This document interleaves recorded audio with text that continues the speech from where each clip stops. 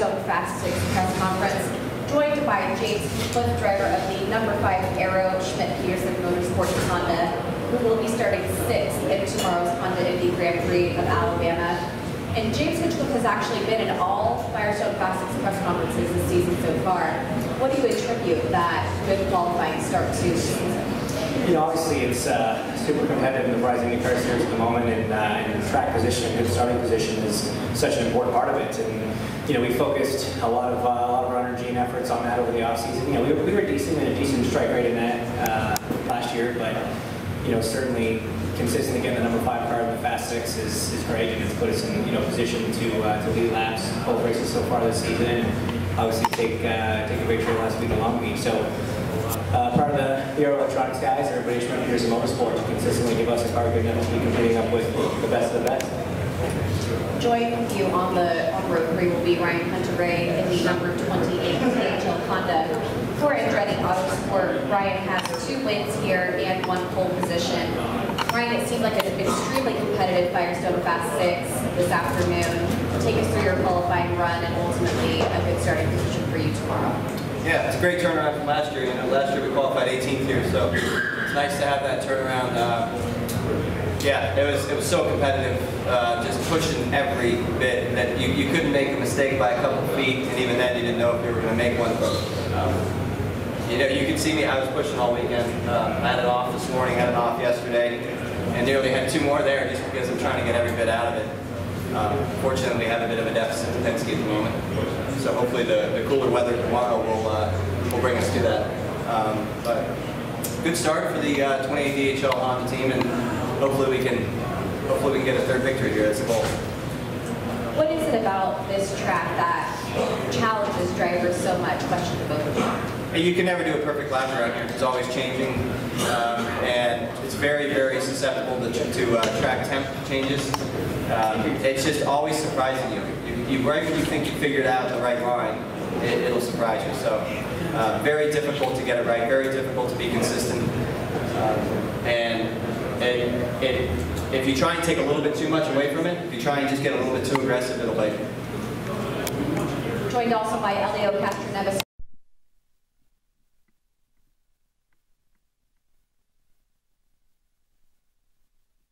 The inaugural race here in 2010, and also has 2.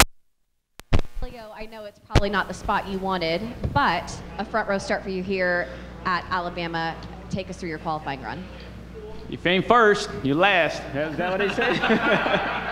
Oh my God. Is that what they say? Yeah. Darn it. I mean, somebody says that. Somebody says that. I tell you what, now it's a great team effort. Special AAA Chevy.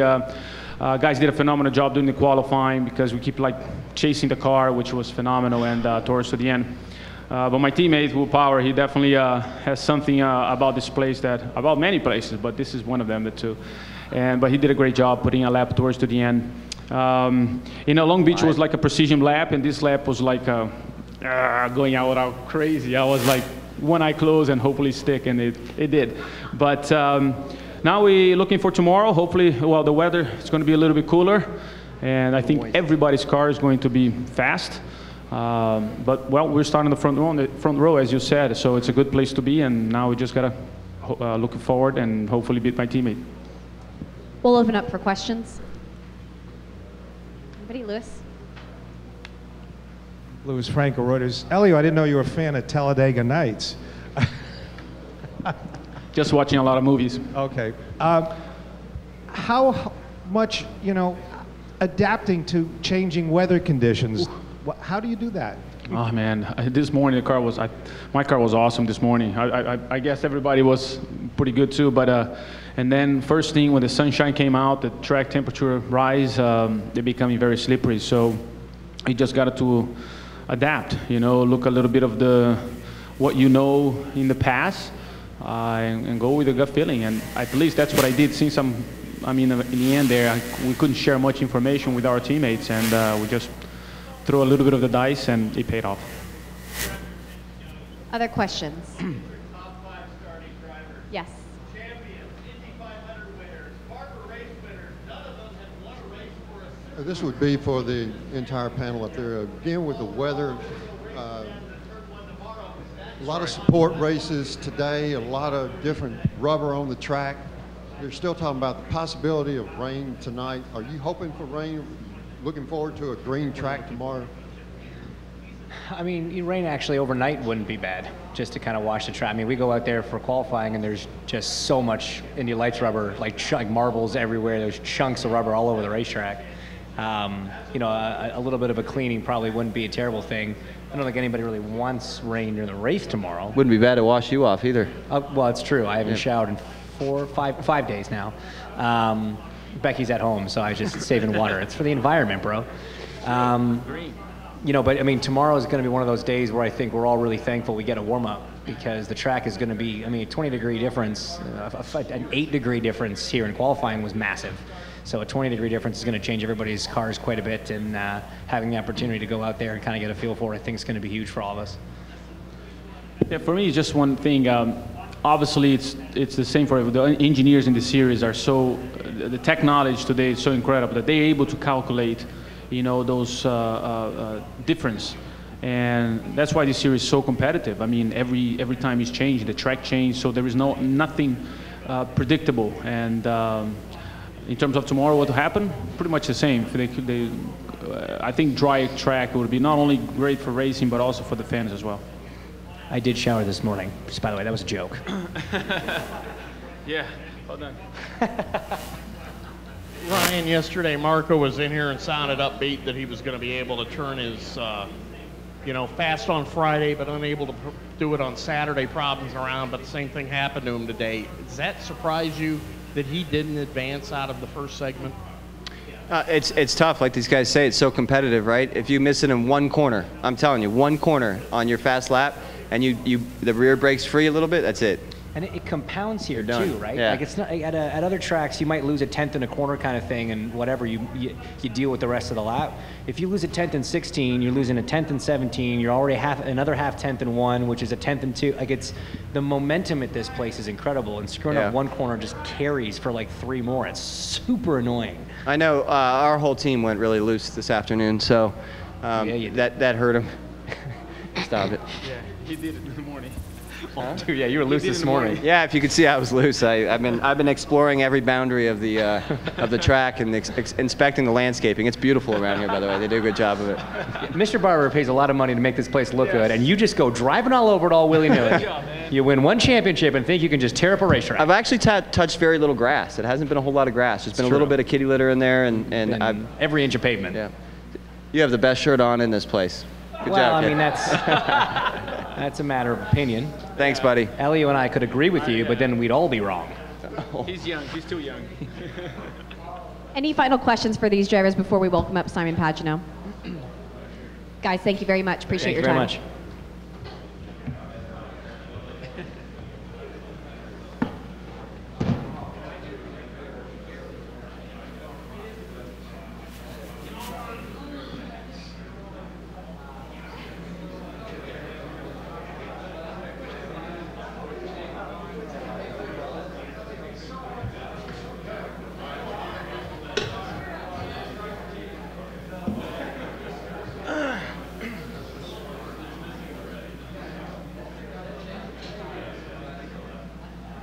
We'll go ahead and continue with our Firestone Fast 6 press conference, joined now by our third place starter for tomorrow's Honda Indy Grand Prix of Alabama, Simon Pagenaud, driving the #1 Menards Team Penske Chevrolet. Simon is the defending race winner here at Barber Motorsports Park and also has 1 pole to his name. Simon, it seems like your team really has this event on lock and a great start for you tomorrow. Take us through your qualifying run and your thoughts on tomorrow's race. Yeah, it's sorry, Ryan. I'm kidding. Yeah, no, it's phenomenal for the team. They did a fantastic job preparing these cars. This is a really good track for us in general. We have a really good grip and understanding of the aero package as well.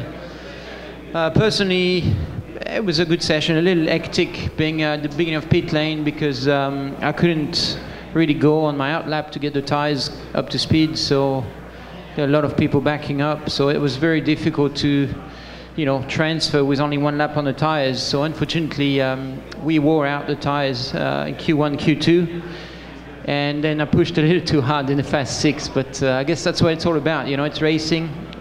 We were very aggressive. Yeah, sure, man. Thanks, man.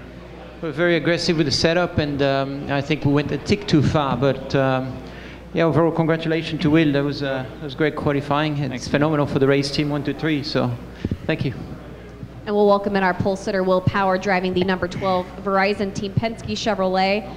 A 2-time winner here at Barber Motorsports Park, and also his 4th pole at the track. Will, it seems like you just qualify extremely well here at this track. What is it about your driving style and your experience here that allows you to do that? Yeah, I mean, firstly, it's having a very good team and car. Definitely working well this weekend, kind of focusing very well and making sure I'm looking at the right things. So felt like I had a much better car on used tires. I think that's where we've kind of been going wrong, and yeah, just very good result. Thanks, Ken. Also joined by Scott Dixon, driver of the number 9 NTT Data Honda for Chip Ganassi Racing. Scott also, in addition to James Hinchcliffe, has been in all Firestone Fast 6 groups so far in the 2017 season. Scott, it seems like your qualifying runs at least have gotten off to a really good start this season. What's going on at Chip Ganassi Racing that's allowing you to do that? Well, I don't know. I think it's a number of things, but you know, the car's been really strong from the start of the season. This weekend we struggled with just keeping up with the car. It's been tough in the conditions out here, but you know, I think that was kind of the best we could hope for in qualifying. Pretty happy with that. You know, Penske's have been strong all weekend, and I think we're in a good starting position. I think our car seems to hold on to the tires quite well. So, and this morning the car was much better in the cooler conditions. So hopefully tomorrow, with the ambient conditions getting a lot cooler, that can maybe play our way a little bit. But as always, it's a really tough race here, strategy-wise and pace at Barber. But hopefully we can move forward a few positions. Questions for these drivers? Yes, Joey. Scott, you've won at a lot of places, but you haven't won here. You got 6 podiums. What do you need on Sunday to make that happen? Well, it'd be nice if these guys just pulled over at the start. That would definitely help things. But yeah, I don't know. You know, none of these tracks owe you anything. It's just trying to piece it together. I think we've had a couple of really good shots in the past here to win, and you know, we've made a couple of mistakes and it just hasn't played out. So this year, I personally don't feel as strong in the car around here for pace, but you know, I think the car consistency-wise is quite good. So, you know, maybe that will help throughout. But you know, strategy and you know, especially in the first couple of races have been pretty tough. So, you know, we'll see what happens tomorrow. I think it's a pretty straightforward race as far as 2 or 3 stop, and 3 stop is probably going to be the most popular. So, you know, there's never one thing of why we haven't won here. It's always a lot of things. Other questions? Mark.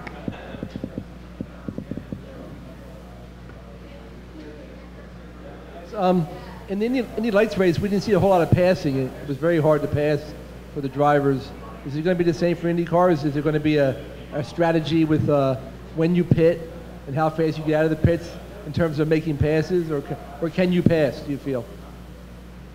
Yeah, it's interesting here. I mean, it's actually been some good passing here because the tires degrade, especially the reds. So maybe being cool tomorrow will make that harder. But and you know, yeah, it's going to be strategy as well, when to pit, trying not to get caught out by yellows and that type of thing. I just wish IndyCar would open the pits under yellow. It's ridiculous that we don't. Like, it is ridiculous. Good luck with that. Anybody else on passing? Simon? I think we'll see what the tire degradation is tomorrow. The weather, if it's colder, won't help, unfortunately. But if it's hot enough, we'll have tire degradation, and that will help passing. We've seen some passes in the past. So, you know, if there is some restart, it should be exciting too in turn 5. It usually is. So we'll see.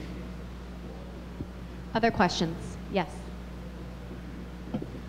Scott, if it's cold tomorrow with increased grip, I mean, how will that affect passing? Yeah, just what these guys said. I think with, if you have less degradation, it makes it tougher. There's less separation between each car. And I think Firestone actually brought a more durable red tyre here this year. So as you could see in qualifying, there wasn't that much of a difference between the red and black, which may, not help that as well. But I think, if you look at the races here in the past, this has been one of our best road course racetracks as far as passing and racing. So I don't see any reason why that's going to be too much different tomorrow. But it also, a lot of it relies on how strategy plays out. If you get a caution early and it flips the field, then it gets pretty exciting. Talking about passing, with the push to pass, why is it allowed that you could use it as a defense? Why is it that the driver in front can use it as a defense mechanism? And why isn't it like in F1 where the guy who has DRS following can use it, but the guy in front can't? Yeah, so that you see a pass. I've been trying to tell IndyCar that would be a great idea. It actually would. It would actually create a lot of passing at tracks like this if the guy in front could not reply. Have you guys been talking? Or? You guys had dinner together last night, right? And leading with all these questions. We're like, hey, we're getting it through, right? We're getting this stuff. Yeah, I think it'd be a good idea. I think they should try it. I really do. At tracks like this, they should. Maybe not Road America because it's such a big, long straights where you can use a lot of it up. But I really think it would create some great racing. I give you a real driver's discussion here. I disagree, and he does too. No, I don't like it. I think it's artificial racing. If you were to disallow the guy in front of you to defend, he's just as much allowed to defend his position as the guy behind is allowed to attack him, in my opinion. So I'm totally against it. I would like to see the push-to-pass come back on restarts because I think it makes the restarts very lame and boring. But again, you're never going to have 50%, 50-50. Everybody's going to be going to have different opinions. Any other questions? Yes. Put that in there. See? Will, you mentioned opening pits on yellow. Is that something the drivers and owners have approached IndyCar about?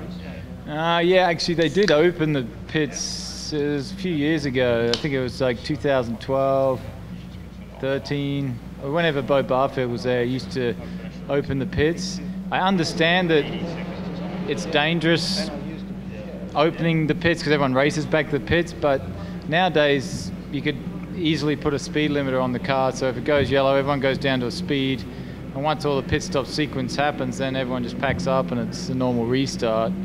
I mean, that would be quite simple. Other questions? Don't make it boring, mate. You don't make it boring, man. Going once? Yeah. Gentlemen, thank you very much. Appreciate your time. That's true. You think about it.